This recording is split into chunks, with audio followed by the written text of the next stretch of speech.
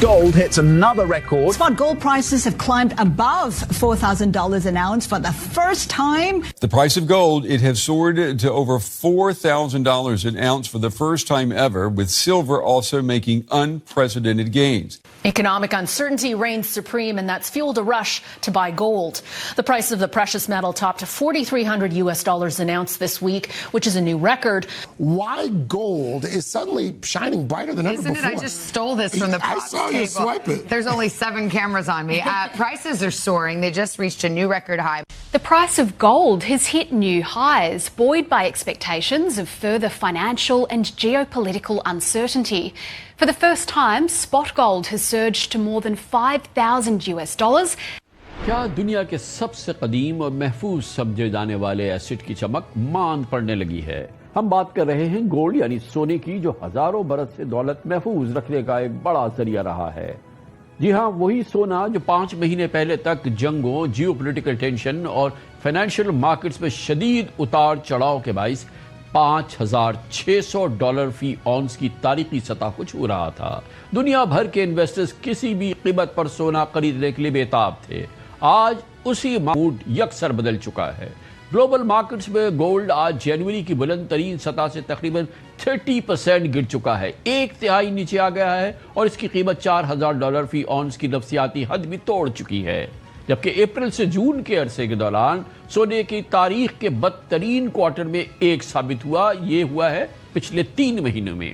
دوسری جانب چاندی یعنی سلور کی صورتحال اس سے بھی زیادہ سنگین ہے۔ چاندی جنوری میں تقریباً $122 پر اونس پہنچنے کے بعد اب 50% سے زائد کریش کر چکی ہے اور اب $57 سے $58 فی اونس کے قریب ہے۔ سوال یہ ہے کہ جو ایسٹ چند مہینے پہلے تک ناقابل شکست نظر آ رہے تھے، وہ اچانک اس طرح سے کیوں بیٹھ گئے؟ ماضی میں سونے کی قیمت میں آنے والی بڑی گراوٹوں کی بنیادی وجہ امریکی مانیٹری پالیسی ہوتی تھی، لیکن اس بار اس تباہ کن گراوٹ کے پیچھے کئی گلوبل فیکٹرز کا ایک ساتھ اکٹھا ہو جانا ہے۔ پہلی بڑی وجہ مڈل ایسٹ کے کانفلکٹس میں نسبتاً کمی ہے، ساتھ ہی دنیا کی بڑی اکانومیز میں انٹرسٹ ریٹس کے طویل عرصے تک ہائی رہنے کے امکانات نے گولڈ جیسے کم منافع والے ایسٹس کی اٹریکشن کو کم کیا ہے۔ یہی وجہ ہے کہ جب انویسٹرز کو بینکس اور بانڈ سے اچھے ریٹرنز مل رہے ہوں تو وہ گولڈ میں پیسہ پارک کرنے سے گریز کرتے ہیں، اور یہی وہ بیک گراؤنڈ جو کہ وجہ بن رہا ہے سونے کی قیمتوں کی اس زبردست گراوٹ کا۔ نتیجتاً کئی انویسٹرز اب گولڈ میں ہونے والے بڑے پروفٹس کو کیش بھی کرانا شروع کر دیا ہے انہوں نے، کہ جلد از جلد وہ اپنے گولڈ کے ذخائر کو بیچنا شروع کر دیں، یعنی گولڈ خریدنے کے بجائے دھڑا دھڑ اس کی فروخت ہو رہی ہے۔ Investors are quite worried that the cost of carry of physical gold is going to move higher, and opportunity cost vis-a-vis fixed income instruments is getting elevated with the recent increase in interest rates along the entire curve. And we are worried that the US dollar remains firm as well as the Fed potentially starts tightening monetary policy. So I think for now we are in a situation where gold could certainly even break through. It's very, the firm support around 3,950, 3,900 from the long-term perspective.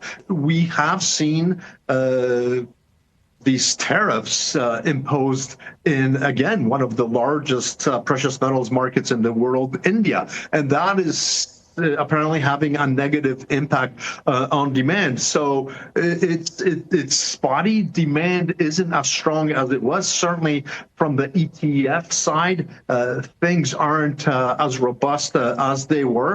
Gold prices میں اضافے کی وجہ دنیا کے 2 سب سے بڑے consumer China اور India کی زبردست خریداری تھی، اور یہ ہم بات کر رہے ہیں اس زمانے کی جب سونے کی قیمتیں آسمان کی جانب بڑھ رہی تھی، اور یہ گزشتہ 6 مہینے پرانی بات ہے۔ تاہم اب ان دونوں ملکوں ہی نے گولڈ کی خریداری روک دی ہے، اور اس کی وجہ سے وہ ایک بالکل سادہ وجہ تھی، ریکارڈ ہائی پرائسز نے زیورات کی ڈیمانڈ کو متاثر کیا، جس کی قیمتیں نیچے آ گئیں، اور اس سے قبل بھارت میں پرائم منسٹر نریندر مودی نے بھی عوام سے اپیل کی کہ وہ آئندہ 1 سال تک سونا خریدنے سے گریز کریں، جبکہ گولڈ سے منسلک امپورٹس پر بھی ڈیوٹیز اور ٹیکسز میں اضافہ کر دیا گیا۔ ساتھیوں، گولڈ یعنی سونے کی خرید ایک اور پہلو ہے جس میں ودیشی مدرا بہت ادھک خرچ ہوتی ہے۔ ایک زمانہ تھا जब संकट आता था, कोई युद्ध होता था, तो लोग देश हित में सोना दान दे देते थे।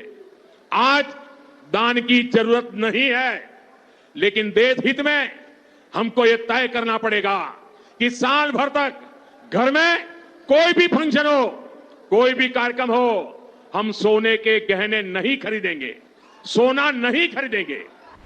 जब खरीदार पीछे हट जाए तो कीमतों का पर प्रेशर नीचे आता है। डिमांड कम हुई, सप्लाई जारी थी और कीमतें ज़बरदस्त तरीके से गिरनी शुरू हो गई। मुख्तसरन ये कि सोने की हालिया गिरावट सिर्फ एक कमोडिटी स्टोरी नहीं, बल्कि ग्लोबल इन्वेस्टर्स की बदलती सोच की रिफ्लेक्शन थी। जब इंटरेस्ट रेट हाई हो, डॉलर मजबूत हो, स्टॉक मार्केट बेहतरीन मुनाफा दे रही हो, जियोपॉलिटिकल रिस्क वक्ती तौर पर कम हो जाए, तो सरमाया महफूज रखने की तरजीह भी बदल जाती है और गोल्ड इसी वजह से पहली प्रायोरिटी नहीं रहा।